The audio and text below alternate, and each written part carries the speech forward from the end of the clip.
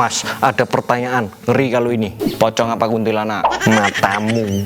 Lah apa ngerinya? Kenapa setiap angkat beban melebihi batas kemampuan malah mimisan? Oh iya ngeri. Buat yang pernah mimisan atau yang keliengan, bahkan mau pingsan, saya Endro Raditya. Ikutin terus.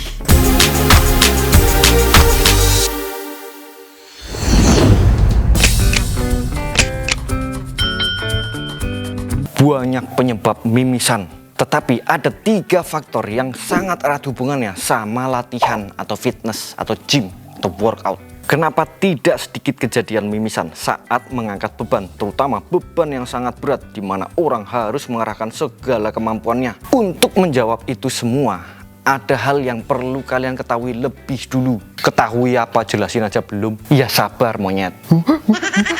Kalian harus tahu proses dari Valsalva manuver terlebih dahulu.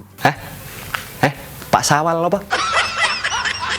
Valsalva manuver. Valsalva manuver adalah teknik pernafasan yang biasa dilakukan oleh atlet angkat berat dan strongman dengan cara menahan nafas. Coba saya jelaskan dulu secara singkat dan padat proses dari Valsalva manuver. Perhatikan baik-baik. Berbeda seperti pernafasan pada umumnya, saat kita membuang nafas saat latihan beban, maka rongga dada akan mengecil dengan berkontraksinya otot di sekitar rongga dada. Ditambah dengan otot perut dan diafragma, maka tekanan pada rongga dada akan naik sehingga kita bisa membuang nafas secara cepat. Tetapi saat kita menahan nafas dengan menutup saluran pernafasan, disinilah Valsalva manuver dimulai. Dan ini berhubungan antara tekanan darah dan detak jantung. Yang terjadi saat kita menghembuskan nafas dengan saluran pernafasan ditutup adalah otot di sekitar rongga dada dan diafragma akan menekan rongga dada sehingga tekanan pada rongga dada akan naik. Naiknya tekanan pada rongga dada akan menekan pembuluh darah baik vena maupun arteri. Dengan begitu, maka tekanan darah akan naik dan otak akan mengirimkan sinyal berupa parasympathetic nervous system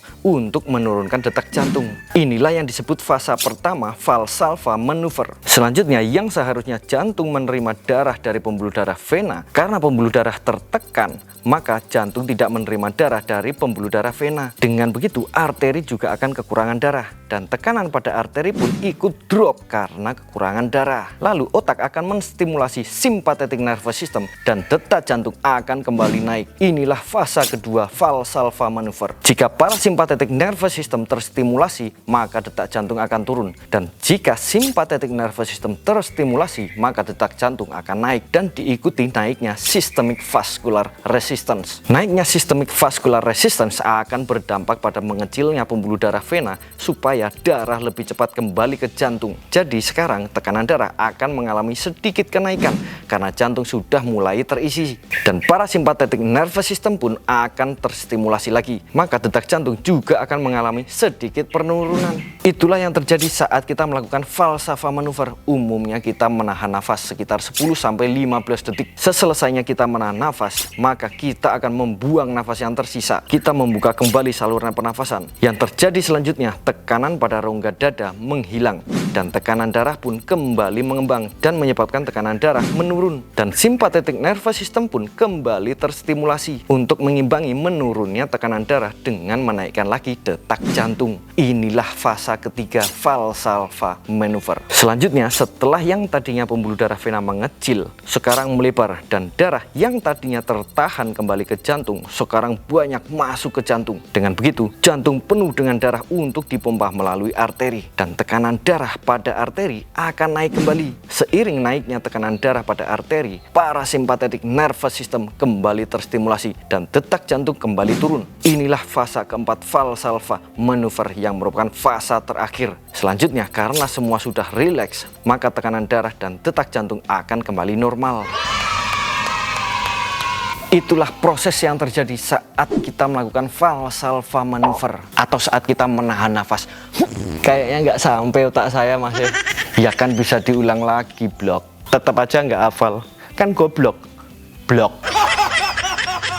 Jangan dihafal, cukup dipahami aja. Lah hubungannya sama mimisan tadi apa dong? Nah sekarang masuk ke 3 faktor tadi. Yang pertama, naiknya tekanan darah. Ingat saat 10-15 detik pertama tadi, tekanan darah melonjak tinggi. Jika selaput pembuluh darah di hidung bagian depan tipis, maka dengan naiknya tekanan darah, terutama saat fase 1 Valsalva manuver, pembuluh darah bisa pecah. Disitulah terjadi mimisan saat angkat beban yang sangat berat. Apalagi dengan tekanan darah kita yang memang biasanya tinggi, akan lebih mudah untuk pecah jika selaput pembuluh darah tipis. Seperti itu. Nah tadi jika saya bilang keliengan atau bahkan pingsan. Sebaliknya, jika tekanan darah kita biasa rendah, pada saat Valsalva manuver fase kedua dan ketiga tekanan darah menjadi drop sangat rendah. Jika itu terjadi pada penderita darah rendah, kecenderungan darah tidak sampai ke otak sangat besar. Dan jika itu terjadi, maka kita akan keliengan bahkan pingsan. Masuk akal. Masuk akal? Lanjut ke faktor kedua. Yang kedua, ngupil kebablasan. Kembali lagi, jika selaput pembuluh darah di hidung bagian depan tipis, saat kita ngupil, maka jari akan merobek pembuluh darah sehingga terjadilah mimisan. Monyet, tak kirain serius ilmu baru. Lah ini juga serius. Lah kamu sering ngupil nggak di gym? Enggak ya. Makanya pakai perasaan kalau ngupil. Lanjut, faktor yang ketiga. Awas kalau ngawur lagi. Yang ketiga, tenaga habis. Jika kita latihan dengan beban terlalu berat dan tenaga habis di repetisi terakhir, bisa jadi kita kehilangan kontrol dan kejatuhan barbel kena hidung. Nah, itu mimisan dah tuh. Asu. Bener. Lah ini bisa terjadi. Karepmu kopet. Makanya kalau latihan dewasa sedikit. Bedakan antara latihan dan perlombaan. Oke? Oke. Sarannya gimana? Nah, saran saya boleh belajar mengenai pernafasan Valsalva manuver ini kalau kalian atlet. Jika bukan atlet angkat berat atau bukan strongman, saran saya hindari Valsalva manuver. Pastikan kalian memperdalam pengaturan nafas. Jika tidak bisa pernafasan umum, eksentrik ambil nafas dan konsentrik buang nafas, kalian bisa coba trik yang saya sering lakukan, yaitu dengan membuang nafas saat bergerak eksentrik dan konsentrik. Yang jelas jangan menahan nafas. Dan ada satu lagi yang tidak kalah penting. Jika kalian latihan ada temannya, kalian bisa minta tolong jadi spotter supaya saat kalian tidak kuat lagi ada yang bantu. Tetapi jika kalian latihan sendiri, hindari free weight seperti barbel supaya tidak ketiban kena hidung. Tai itu lagi dong. Oke, sekian dari saya. Jika dirasa bermanfaat, jangan lupa like, subscribe juga biar nggak ketinggalan tips-tips, informasi-informasi bermanfaat lainnya. Tetap semangat, sampai ketemu lagi. Buat teman-teman yang mau gabung sini. Workout bareng Indonesia, komunitas latihan rumahan, fitness, gym, dan kalistenik. Tempat kalian belajar, tempat kalian diskusi, tempat kalian berekspresi. Kalau pengen tanya jawab, bisa tanya jawab di situ. Ntar kalau nggak ada yang jawab, ya saya yang jawab. Tapi mungkin agak slow respon kalau saya yang jawab. Jadi harap maklum.